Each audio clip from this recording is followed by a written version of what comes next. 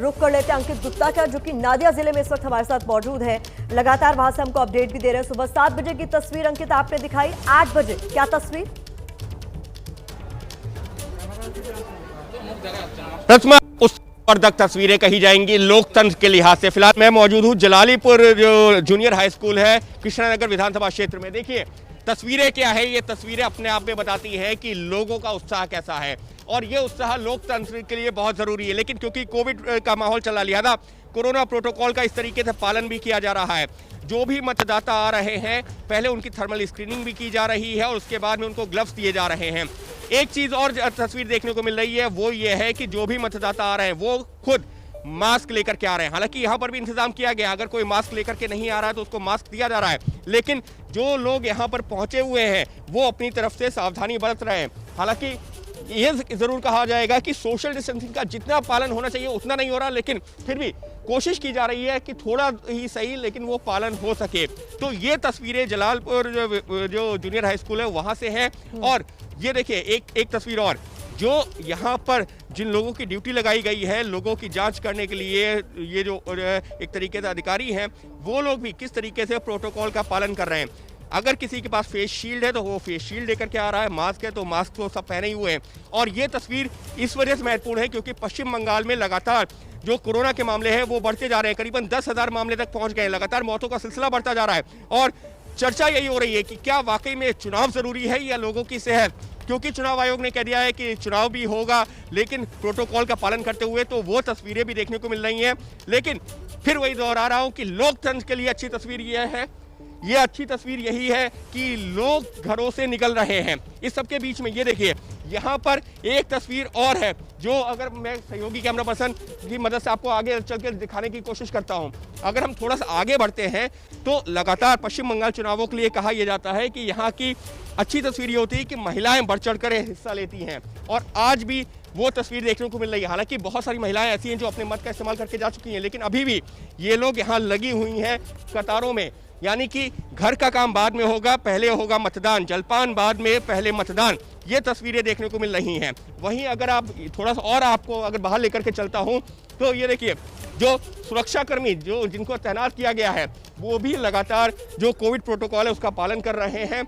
सुरक्षा भी जो एक अहम जिम्मेदारी है क्योंकि पश्चिम बंगाल में लगातार हिंसा की खबरें सामने आती हैं। लेकिन जिस तस्वीर का मैं जिक्र कर रहा था ना प्रतिमा, महिलाओं की भागीदारी, ये देखिए महिलाओं की ये भागीदारी है और अपने साथ में बच्चों को लेकर भी आई हुई है। लेकिन बच्चों को भी क्योंकि बचाना है, कोविड प्रोटोकॉल का पालन करना है, लिहाजा छोटे छोटे बच्चों को लेकर के घरों से निकली हुई हैं। लेकिन कोशिश यही है कि अपने मत का भी इस्तेमाल करें, और ये लोकतंत्र के लिए निश्चित तौर पर, फिर मैं दोहरा रहा हूँ कि लोकतंत्र के लिए निश्चित तौर पर एक अच्छी तस्वीर कही जा सकती है। जी प्रतिमा।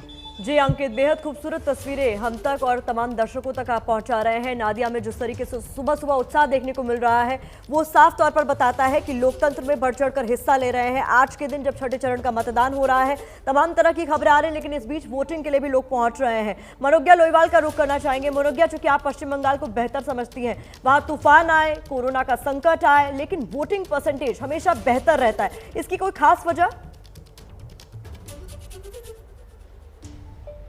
बिल्कुल, इसकी एक वजह है डर, क्योंकि अगर गांव में यानी कि वाम मोर्चा के ज़माने से हमेशा बंगाल में जिन इलाकों में अगर आप वोट नहीं करेंगे तो हो सकता है आपकी छोटी छोटी सप्लाई, जैसे पानी की सप्लाई पर भी असर पड़ सकता है, आपके घर का नल और पानी की सप्लाई काटी जा सकती है। हिसाब रखा जाता है पार्टी के द्वारा, वो भले ही कोई भी पार्टी हो, ये बंगाल का ट्रेडिशन रहा है कि हिसाब रखा जाएगा कि आपने पोलिंग बूथ तक जाकर वोट किया कि नहीं। और ये बात सिर्फ उस पर्ची में नहीं है, ये बात आपको 5 वर्षों तक हिसाब में रखनी जाती है। तो ये ऐसा हिसाब है जिसकी वजह से ये लंबी लंबी कतारें होती हैं। एक और आप इसे जागरूकता कह सकते हैं, एक और आप इसे मजबूरी कह सकते हैं। लेकिन गणतंत्र के इस उत्सव को और इस गणतंत्र के त्यौहार को बंगाल अपनी तरह से अपने अपने कारणों से मनाता है। सुबह इसलिए लंबी कतारें होती हैं वोटर्स की क्योंकि गर्मी रहती है। अधिकतर ये चुनाव जो होते हैं हमेशा मार्च से लेकर मई के महीने तक होते हैं। चिलचिलाती धूप एक कारण है, 45% अगर तापमान है और आर्द्रता 90% से ज़्यादा, तो आप अंदाज़ा लगा सकते हैं कि कितना मुश्किल है, कितना चुनौतीपूर्ण है इन इलाकों में वोटिंग करना। उसके बाद दूसरा कारण ये होता है कि महिलाएं सुबह आके वोट करके चली जाती हैं क्योंकि उन्हें घर जाकर अपना काम करना पड़ता है, इसलिए ये लंबी कतारें महिलाओं की आपको दिखती हैं। लेकिन पुरुषों के लिए भी, क्योंकि कई दिहाड़ी मजदूर होते हैं जो सुबह वोट करके चले जाते हैं काम पर, ये वो कारण हैं जो आपको ग्रामीण इलाकों में मिलेंगे। शहर के इलाकों में वोटिंग परसेंटेज हमेशा बंगाल में गांव से कम ही रहा है। जी मनोज, आप लगातार अपडेट हमें पहुंचा रही हैं, लगातार हमारे साथ बने भी रहिए। कुंतल चक्रवर्ती का रुख करना चाहूंगी जो उत्तर 24 परगना में लगातार सुबह 7 बजे से हमें अपडेट पहुंचा रहे हैं। कुंतल, क्या तस्वीरें इस वक्त आप अपने आसपास देख रहे हैं? और लगातार हम चर्चा कर रहे हैं उत्तर 24 परगना की, जो कि हर लिहाज से अहम है। उत्तर और दक्षिण दोनों 24 परगना की अगर हम बात करें तो 64 सीटें, कितना अहम हो जाता है अगर किसी एक पार्टी ने अपनी बढ़त बना ली तो मतलब कुल मिलाकर रिजल्ट अपने लिए फेवरेबल? जी बिल्कुल, उत्तर 24 परगना में 33 सीटें हैं और इसीलिए माना जाता है काफ़ी अहम है। यहाँ से जो भी पार्टी लीड लेती है, अगर एक तरफा हो गया तो चुनाव में काफ़ी एक डिसाइसिव रोल इसीलिए उत्तर 24 परगना का है। और हम लोग जहाँ पहले थे यानी कि हाबरा, वहाँ से 7-8 किलोमीटर ट्रैवल करके गाईघाटा सीट पर फिलहाल आ गए। और ये देखिए कतारें, कहाँ से कहाँ तक महिलाओं के कतारें देखिए और पुरुषों की कतारें तो इतना दूर तक है, लग रहा है कि यहाँ कोई मेला लगा है। इतना मतदाता है सुबह सुबह यहाँ वोट करने के लिए पहुँचे हैं। तो ये बड़ी अच्छी तस्वीर है, लोकतंत्र के लिए बड़ी अच्छी तस्वीर है, क्योंकि उत्तर 24 परगना के जो वोटर्स है ये माना जाता है काफ़ी अवेयर है। हर बार यहाँ के वोटिंग परसेंटेज 80%, 85% से ज़्यादा होता है। लेकिन मुझे आज जो तस्वीर सुबह सुबह दिखाई यहाँ दे रही है, मुझे लगता है कि आज अगर 90% से ज़्यादा वोटिंग हो गया तो भी कोई मतलब चौंकने वाली बात नहीं होगी, क्योंकि इतने वोटर सुबह से, मैं पहले जहाँ था हाबरा में, वहाँ भी भारी संख्या में वोटर्स पहुँचे सुबह सुबह 6:30 बजे, 6:45 तक।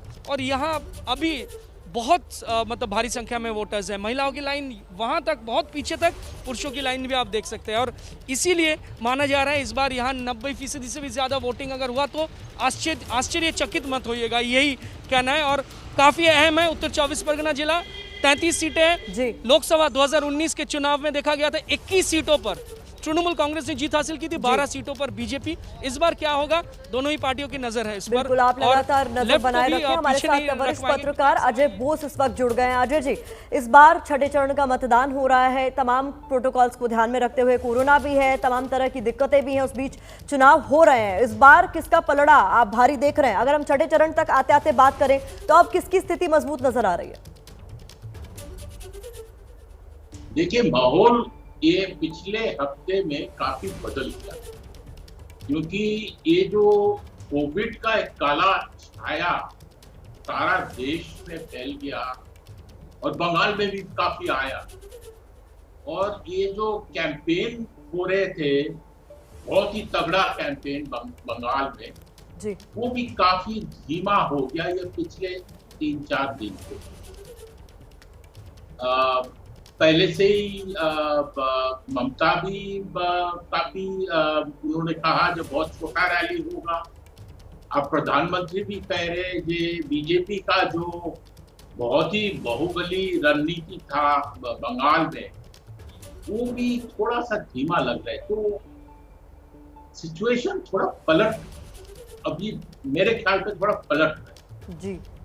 अब ये देखना पड़ेगा ये किसका फायदा करेगा। मुझे लगता है इस पे ममता का कुछ फायदा है, क्योंकि बीजेपी का जो पूरा रणनीति था ये एक दूसरी परिवर्तन का रणनीति था जी।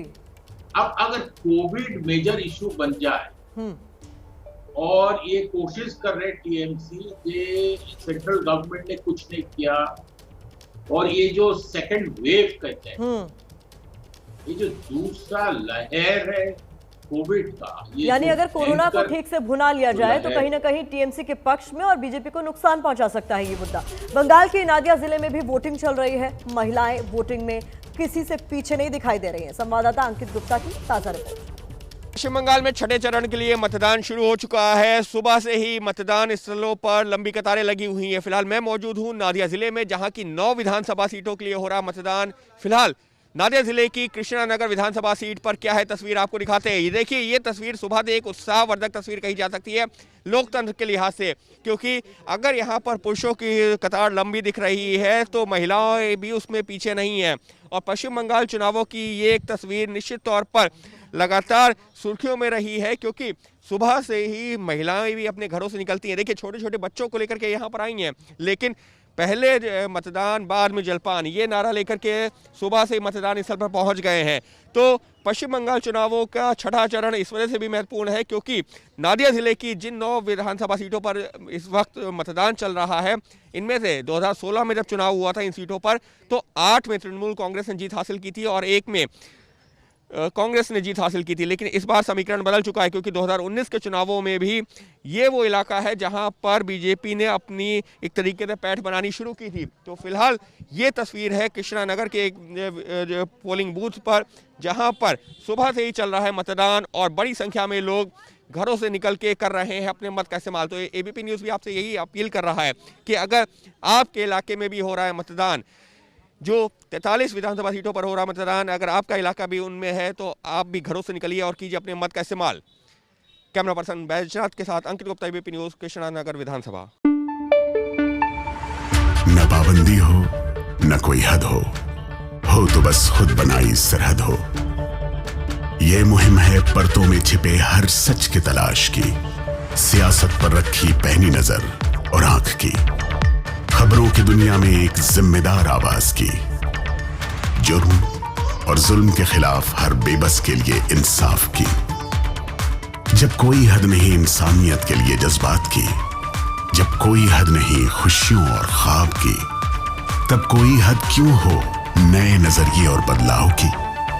तोड़ के हदों के ताले नए सपनों को पाले, बांधे सबको एक धागे, आपको रखे आगे। ABP news.